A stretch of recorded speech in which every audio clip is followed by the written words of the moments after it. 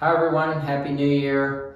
I'm humbled, I'm blessed to be able to be sitting here with Revis today to share her miracle with you guys. It's a miracle of the highest order, so I'm so excited. Just a little kind of backdrop, if you will, before I let Rev talk. We met 2.5 years ago, and she presented with a history of stage 4 ovarian cancer. So Dr. G, they said, I've got about 2 months to live. My tumor marker for ovarian cancer is 7,744. High normal is 38 for that particular cancer. And so she said, I drove 7 hours and 6 minutes to get here. What do you think? And I said, well, Rev, our basic approach to cancer, number one, you have to stop making cancer. In other words, you have to stop doing the stuff that put it there in the first place. So this isn't necessarily her, but in a given patient, if they smoke, they got to stop because it causes cancer. If you drink alcohol, we don't recommend it. Alcohol is acid forming and cancer grows good in acid. I think the number one thing that caused her cancer is the fact that grains in our country have been genetically modified, primarily the gluten grains, which are wheat, barley, spelt, and rye. So I said, Rev, you got to get off of gluten, and then sugar feeds cancer, so I'm going to recommend that, that you don't eat it. Also, all of our major miracles, Rev, in our practice, like Rod, for example, all of those people choose the spiritual high ground. And forgiveness is the spiritual high ground 24/7, 365. So you're going to have to be able to get your vibrational energy to that level. Fear, those people don't do good. Anger, they don't do good. Look good, be right, be in control. That's called pride. Those people don't do good. Right. These are our people that survive. So all that stuff I just described comes in the category of stop making cancer. Number 2, cut out the cancer, which is something that you all have heard of called surgery. And then Rev says to me, well, Doc, they said because it's all over my body, what's the sense of doing surgery? How's that going to help me? And I said, Rev, would you rather fight 4 bears at a time or 2 bears at a time? She said, give me the 2 bears. I said, that's exactly correct. Sent her to the surgeon. They scooped out her ovaries and uterus. Number 3, strengthen your immune system, which is a lot of obviously what we do here, what she's doing now. She's got IV superoxide dismutase hanging on her to partially scavenge free radicals caused by a recent scan that she had. Strengthen your immune system is number 3. And then that's pretty much of the coaching that I did for her. And the rest of it was, I'm just going to say, her story, and I'm going to let her share all the things that she believes led to the success that we're witnessing 2.5 years later. Yeah. Once again, I know you guys probably get sick and tired of me saying this. Matthew 19:26, Luke 1:37, Mark 10:27. Through God, all things are possible.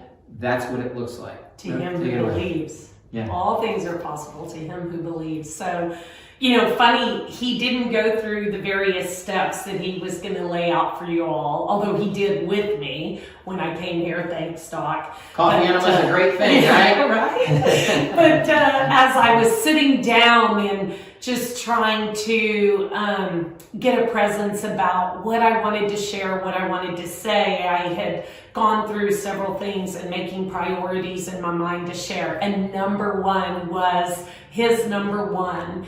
And taking that spiritual high road. So I took inventory of what I needed to address in my life and just, my connection with my Heavenly Father and the scriptures and being in those. So addressing unforgiveness, anger, impatience, all of these things, or trying to, but it's just a step at a time, baby steps. I would fall down, skin my knees, essentially, from not doing well, getting angry, losing my cool, realizing I was still toting around unforgiveness. So I just would deal with it when it came to mind. He is so faithful to remind us. So that was 1. Number 2 Surgery, yeah. So then you have to deal with the natural aspects. There's the spiritual aspects. He addressed that first. Number 2, the natural aspects. So we have to meet it head on. I had friends who would say, oh, don't admit you have cancer. I was like, I'd rather know what my enemy is, call it by name, address it, and go after it. Because when you're in battle, I think you can't blindly fight something if you don't know what you're fighting. And my surgeon had been a little reluctant to remove the tumors. Because my numbers were so high. It had moved once they opened me up, we discovered it was uterine that had metastasized into ovarian, but the ovarian was so huge, like the tumor was the size of a baby's head at birth, that it was overriding all of the tests. So all the tests were saying ovarian, unsure, ovarian, unsure. So the uncertainty was because it had originally been uterine. Therefore, it became what's called endometrial because it was from the belly button down. But then during chemotherapy, I know that's not necessarily, such a positive word, but I chose it. I chose it out of love because my husband and my son both had the courage to fight this with traditional Western methods. So we agreed, we partnered that through the traditional Western methods and then functional alternative methods, I could do it. And I felt peace in my heart. And I felt that the Lord gave me peace in my heart. And that's when Dr. Gonino came in. And so I began with the steps. He did the inventory spiritually, where are you at? And helped me to be accountable there. And then let's get the tumors out. I called my surgeon and she said, let's do it, which blew me away. I was like, why didn't we talk about this before? But it was so cool. So he was the impetus for getting the disease out of me. There was a 50-50 chance I would never get off the table. And that's why my surgeon was so reluctant. She didn't want to take away any of my life. But we knew without getting them out, there wasn't going to be life beyond a couple of months. So we went into surgery, made peace with everything we need to. I knew I was coming out of surgery, but not everybody did. And I did come out. Yay! And my cancer number plummeted. I mean, plummeted from 7,744 all the way to 500 overnight. And the fact that it was so high, literally, I should have been in a comatose state from what the statistics would say. And yet, never once did my enzymes waver at all in any of my organs. Not my heart, my liver, kidneys, lungs, brain, nothing. And that is inexplicable in the natural. I believe it was twofold. I believe that there was a spiritual covering, but I believe because we did all that we could in the natural that is provided by our Heavenly Father through plants, through healthy means and measures that combat the synthetic drugs. I think that we were able to do it. So it literally was a miracle. My doctor said to me not too long ago, I went for my 2.5-year checkup. Of course, I've had checkups in the meantime, but 2.5 years. By the way, I had 3% odds of making it through year one. 3% odds, because during chemotherapy, it caused me to go into anaphylactic shock, and it spread the cancer into my abdomen. So I was at 19%.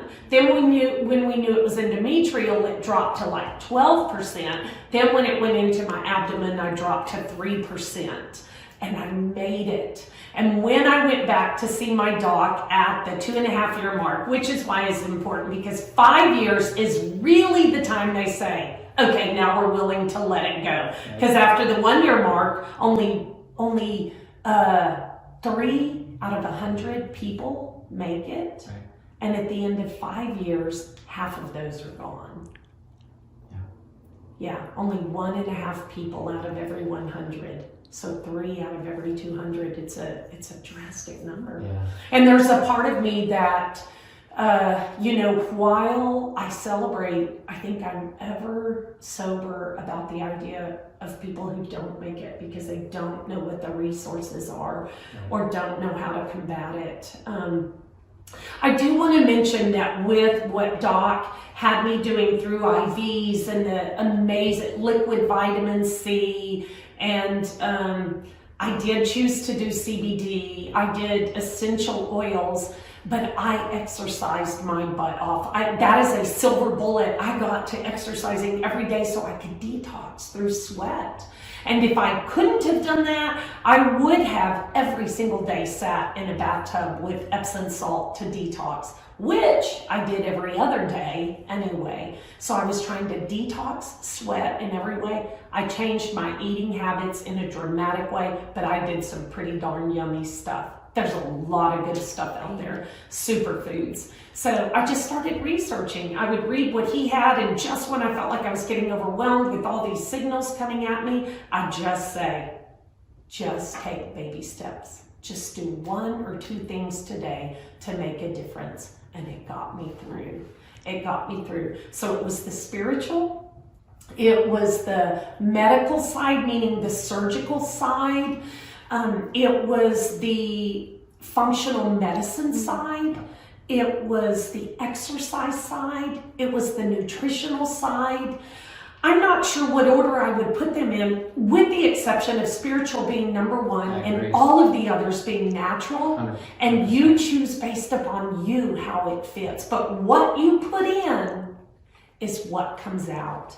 And that includes words, songs, movies, medicines, foods, stories, laughter. Whatever goes in is what comes out. So you choose the order, but make sure you have both levels, the spiritual and the natural. And this is a great place to start with both, or at minimum 1 somehow. So that in the end, I think, is probably for the most part the whole of it. Yeah, thanks. Yeah. Thank you for your story. Yeah. Thank you guys for tuning in and appreciating Revis's miracle, and please share it with as many of your friends as possible. You know, the truth is 1 in 2 of us that are watching this video are going to be touched by cancer. They're either going to have it personally or they're going to know someone that's had it. So obviously, you know, it's nice to be able to witness success when you can, and something that you know, has kind of a bad connotation. Oh, it's a bad thing. Well, not necessarily. So thank you all. God bless you. And here's to a happy 2021 for all of us. Take care.